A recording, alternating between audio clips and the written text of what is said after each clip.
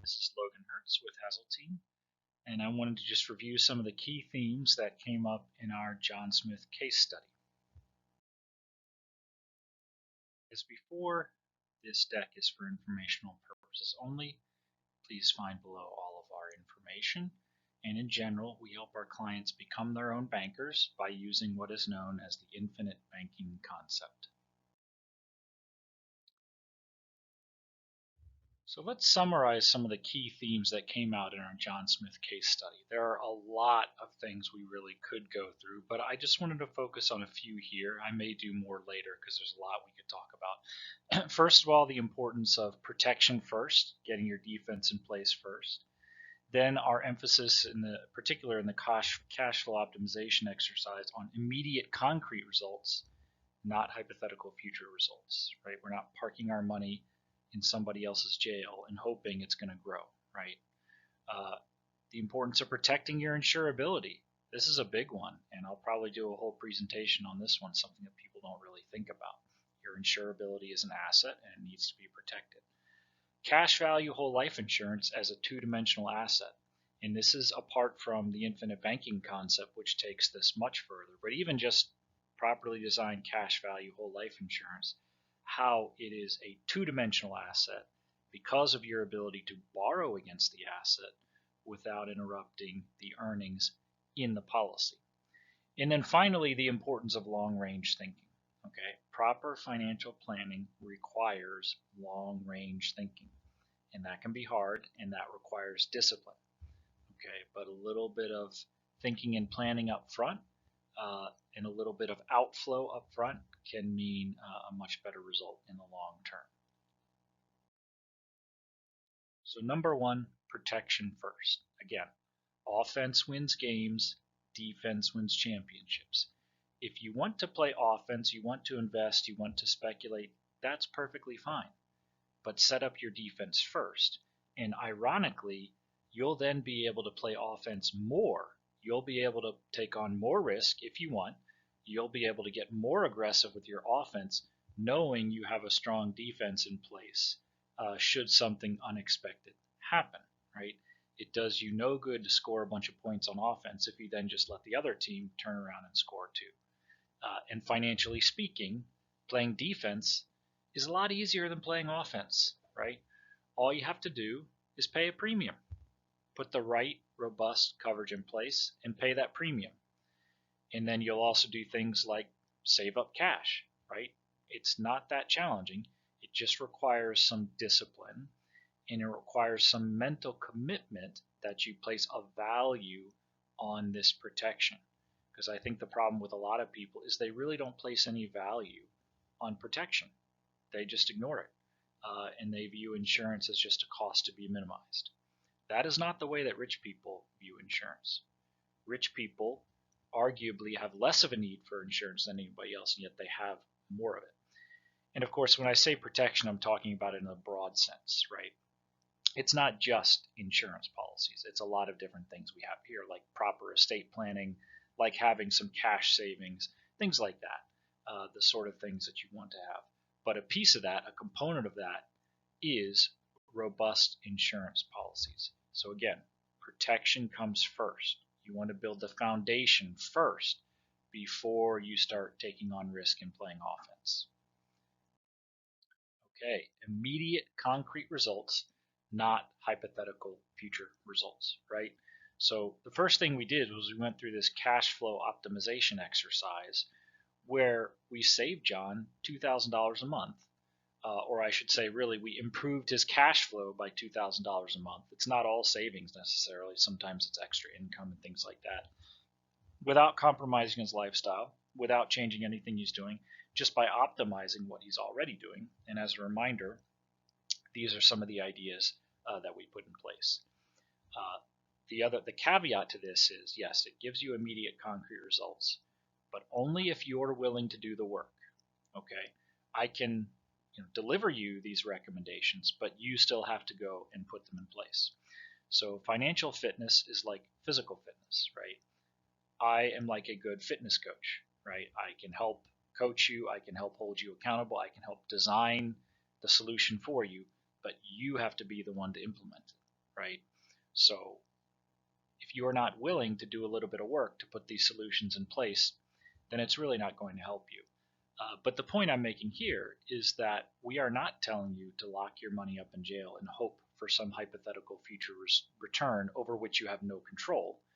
We're putting you in control and giving you ways to get immediate concrete results through our cash flow optimization exercise. And now, regardless of what financial strategy we apply, right, we are now in a better situation. As Robert Kiyosaki says, it's all about cash flow. It's not about return on investment. Very simple. How much money do you have coming in, and how much money do you have going out? And the more we can optimize that ratio by bringing more money in and having less money going out without compromising your lifestyle, the better the situation we're going to be in. Okay, number 3, and my favorite, protect your insurability. Your insurability is an asset, and like any other asset, it needs to be protected. If you are still young enough and healthy enough to get insurance, that ability to get insurance is an asset. So you want to lock in your rate today while you can still get it. Okay. So again, when you play defense, you have to play defense as a team, which means you have to cover all of your bases. You don't want to have super robust coverage in one area and leave another area uncovered. You want to make sure you have all your bases covered. Even if it's just modest coverage, you want to have something in place, right? If you have a house and a car, you should have homeowners insurance and car insurance, not just one or the other, right? Same thing applies here. And one of your assets is your insurability, okay? So if you have an insurance policy in place that does not protect your insurability, you're leaving a base uncovered, and that's dangerous, okay? So to do that, to protect your insurability, first of all, you need to own the policy, right? You want to own things, not rent them from somebody else, right? So you want to have an individually owned policy, not renting it, like, say, from an employer, and not having, let's say, just straight up term life insurance, which is renting life insurance. It's not owning it, right? There's no guarantee that that coverage is going to continue when the term expires, right? Okay, so you need to have some guarantee that the coverage can continue and you can get coverage regardless of what happens to your health. That's how you protect your insurability. So as an example with life insurance, right? Whole life insurance is protecting your insurability because it is meant to protect you for your whole life. That death benefit never expires, right? The term is open-ended, right? So you keep that policy in force no matter how old you get, no matter what happens to your health, that death benefit is still protecting you. That long-term care protection is still in place. You still have access to the cash value, etc.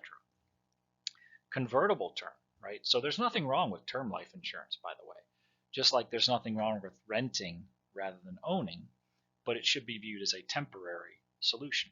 So convertible term is a term life insurance policy, but with the option, the guaranteed right to convert it to whole life at some point while that term is still in force. So it protects your insurability. So if you get a few years into a term policy and something happens to your health, you're still protected because you can still convert that term to whole life without underwriting. Very important. Disability income, this is a non-cancelable policy, which again protects our insurability. So no matter what happens to our health, not only can the insurance company not cancel the policy, they can't even raise the rate. Okay? You're not getting any younger. Why don't you lock in your rate today, right? And this also gets into a theme we'll cover later, which is long-range thinking, right?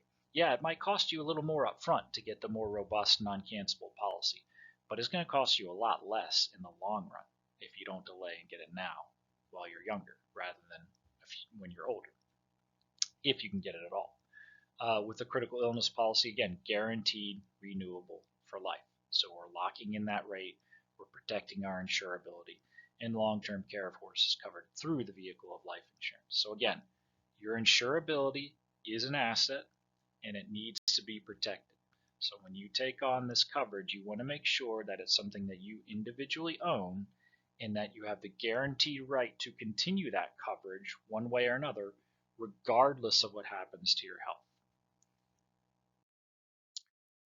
Okay, this is another one that could be a whole presentation in itself, but it's cash value whole life insurance as a two-dimensional asset.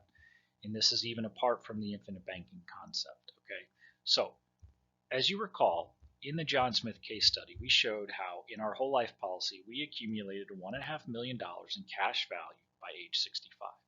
Okay, but from that, we were able to generate $1.6 million in tax-free income, okay, over 20 years, and we still had $1.3 million in cash value left over, right?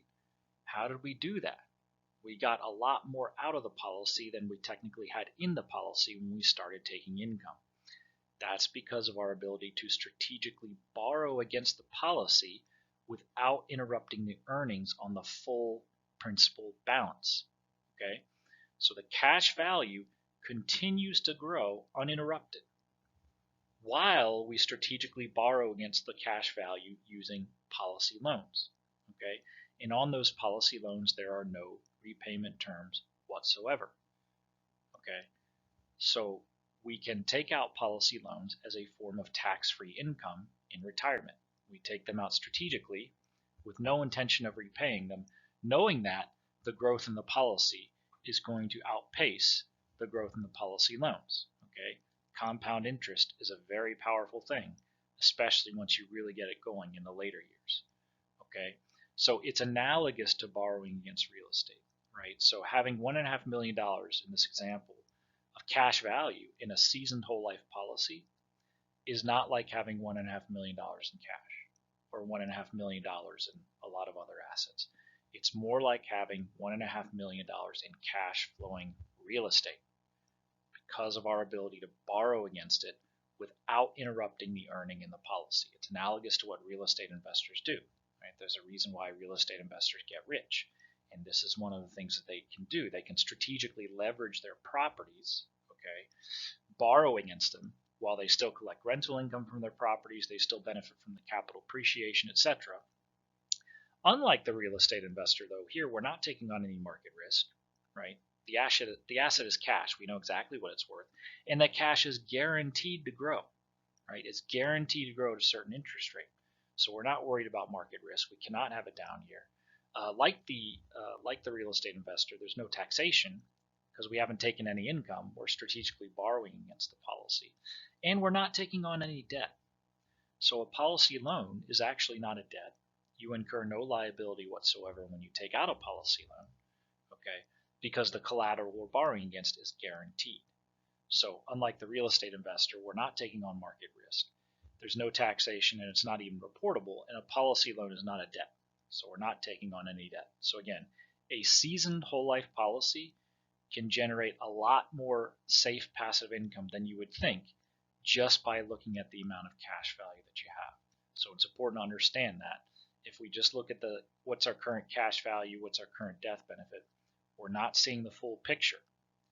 And that's very difficult to illustrate on a piece of paper, but we have to understand we can get a lot more out of the policy than just the cash value that's available to us at present, especially if it's a seasoned, properly structured whole life policy.